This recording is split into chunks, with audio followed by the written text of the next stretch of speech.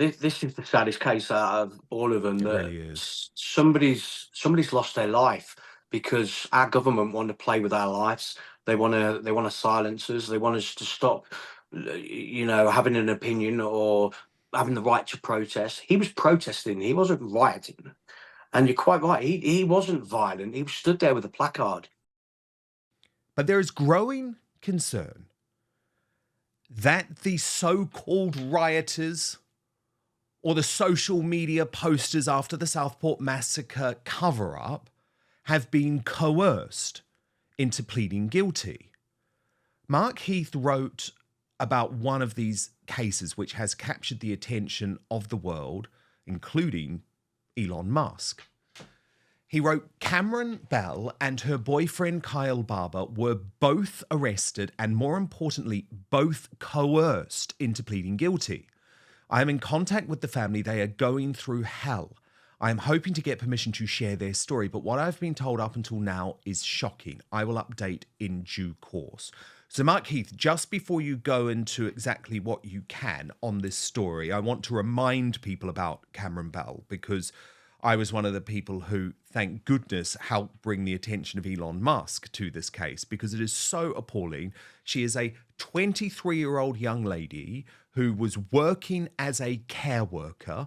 On the way home, she witnessed some of this unrest and streamed it to the social media platform TikTok, just like a citizen journalist would do.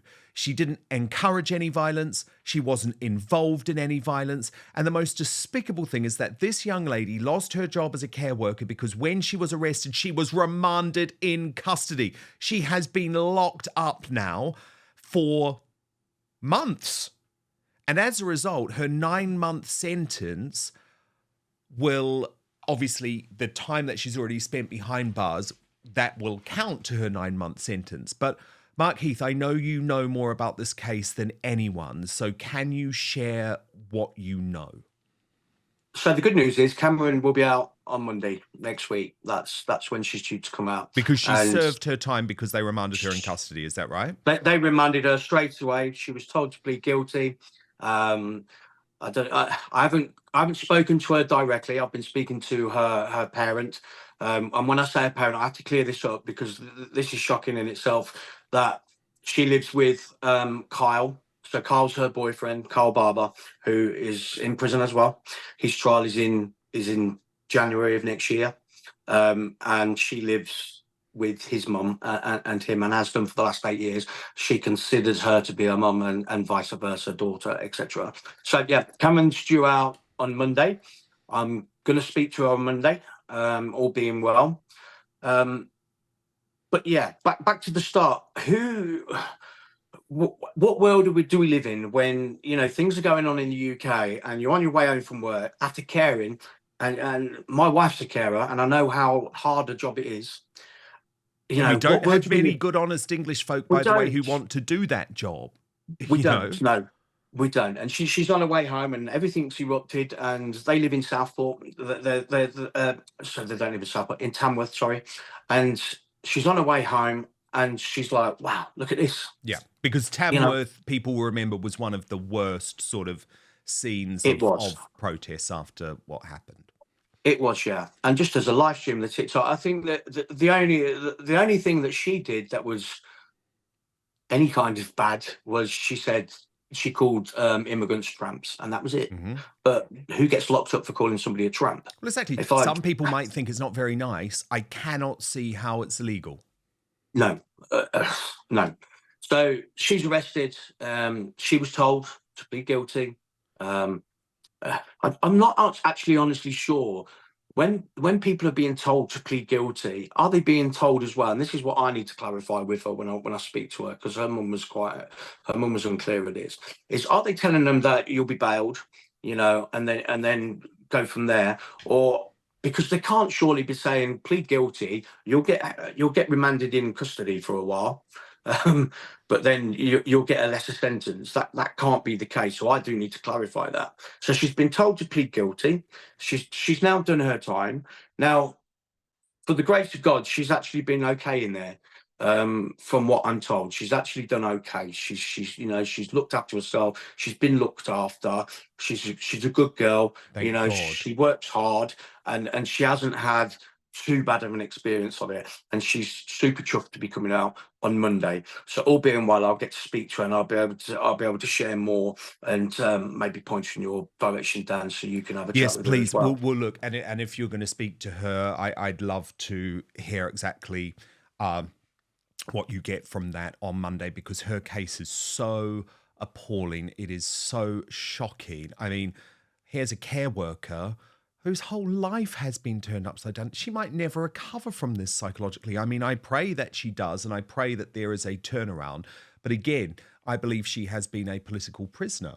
But then also, Mark, we have the case of Daffron Williams, which again is just so upsetting. Here's a guy who served his country in Yeah. Iraq and Afghanistan, is suffering from PTSD.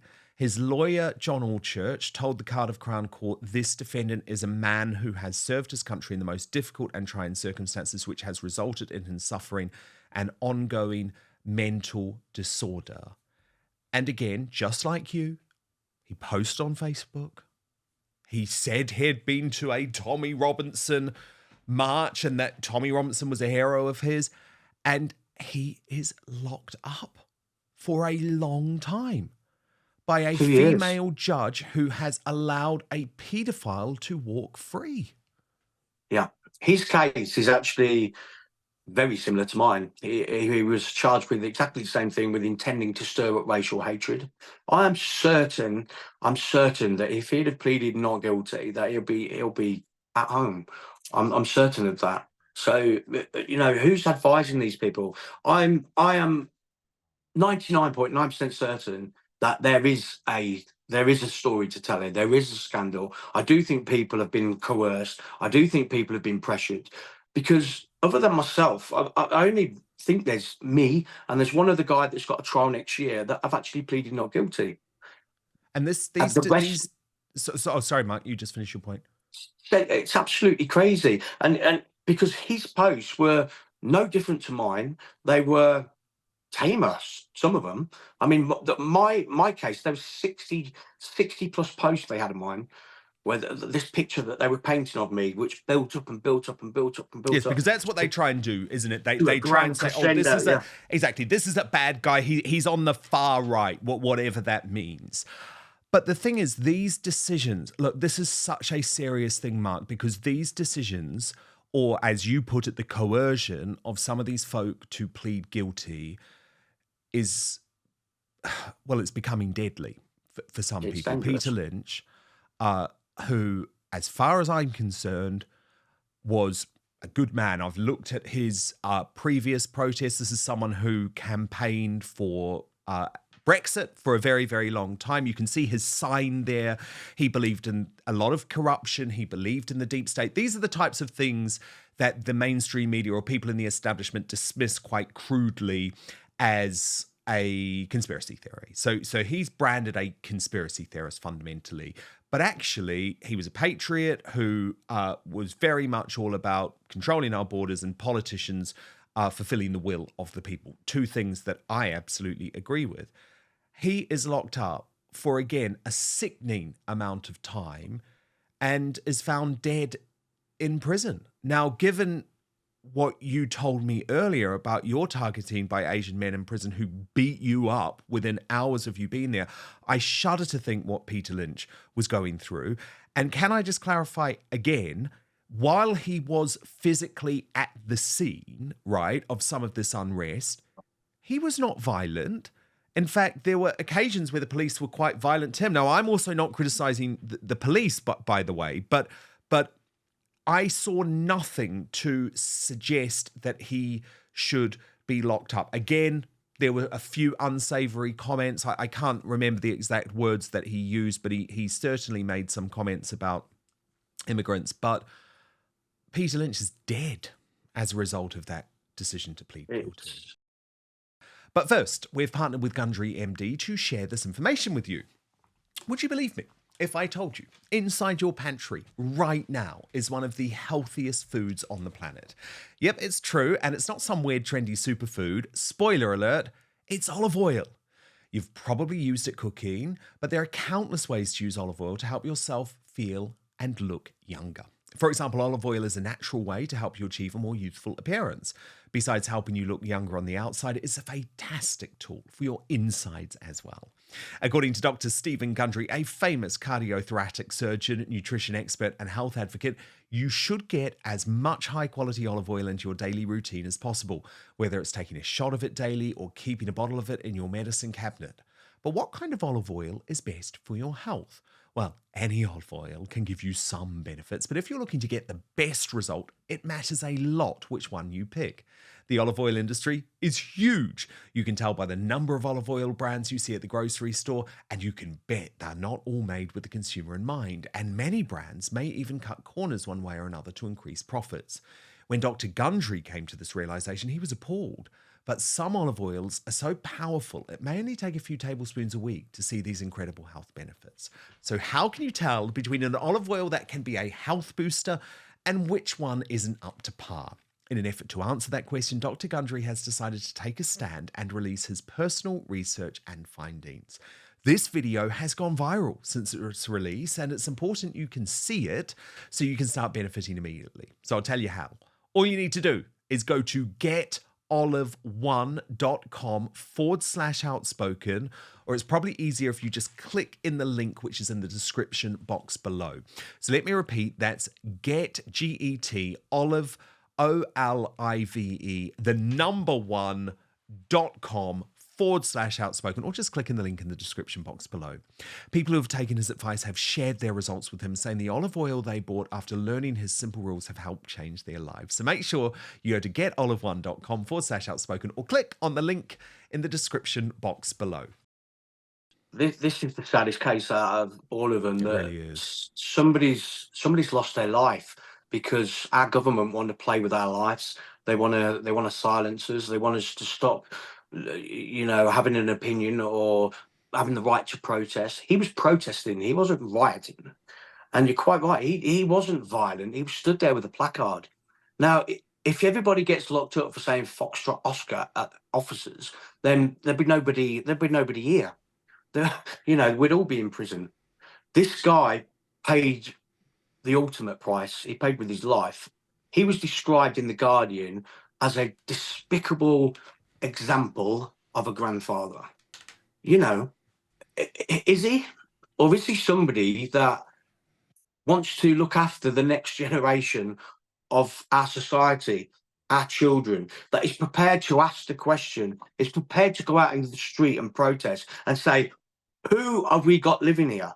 Who have we got coming into our land? Who have we got that's butchering our children? Does that make him a despicable grandfather? Because to me, that makes him a hero. It's his funeral next week. And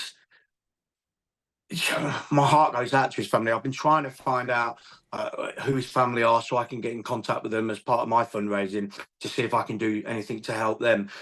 He's the one person that I really wanted. His family was really wanted to talk to. He because has children, he has grandchildren. He does. And this is the saddest case for me. And this is the one that makes me the most angry as well. Somebody's paid for that. Who are we to know what went on with him whilst he was in prison? And even if he wasn't getting targeted as such, he's in there for standing there with a placard. I know. And saying, and my heart no, absolutely breaks for his wife. I mean, because so Peter's from Rotherham. Now, again, if you're from Rotherham, you're in an area where actually you have seen some truly despicable crimes, which we won't go into today, but I have spoken about in detail before. So who knows what Peter was aware of in Rotherham, but that's a side point. This is a guy who had been married, Mark, for 36 years, had 4 adult children, 3 grandchildren. They have lost that great man. As a result, he had worked in the packing industry, a good solid living, but he had been made redundant quite recently as well. So you just think That whole guy's life turned upside down after 61 years at a time when his country should be looking after him. And it's heartbreaking. So I do want to talk about your Just Giving page, because you are raising money for the political prisoners, Mark, and specifically also, as you say, to support the family members, the wives, the husbands, actually, in some cases. That's the crazy thing, because it's not just men who've been locked up. Look at Julie Sweeney, look at Lucy Connolly. So the husbands, in some cases, who are living through hell, actually. So I will post this Just Giving page on my own X account, but it's also on yours too. I appreciate that, Dan. There's not a lot we can do for the people that are in prison. They've pleaded guilty. There's not an awful lot way out for that. But I know from what my wife's told me about what she's gone through. My son, I've got a 9-year-old son. It's affected him really badly. So what I'm trying to do is raise a bit of money. Cameron's going to get some of this as well when she comes out, just to try and get her back on her feet. She's lost her job. I know that. Speaking to her mother, they're getting a lot of hate. She's going to be going back into a community where some people are going to see her as a martyr, if you like. I don't like that word. This is where the community has to come together. The family has to come together. Let's look after Cameron Bell. Let's try and get her a new job. Please, yeah. All of this is powerful, and that's why I'm so grateful for what you're doing, Mark, and such a fascinating insight. But look, stand by, because I want to end the show today with something a little bit lighter. Can you believe that as a result of Donald Trump's victory, we're now getting the loathsome liberals from the United States? I'll tell you, the big name A-list celebrity who has permanently quit the US for the UK as a result of the Donald's election. Thank you so much for watching Dan Wootton Outspoken. Please click on my face just to the bottom left to subscribe to this brand new independent news source, and turn on the notification bell so you'll be alerted to our brand new live shows, uncancelled interviews, and special royal episodes. Outspoken is also now available as a podcast, so you can listen to the show every weekday on the go, wherever you are.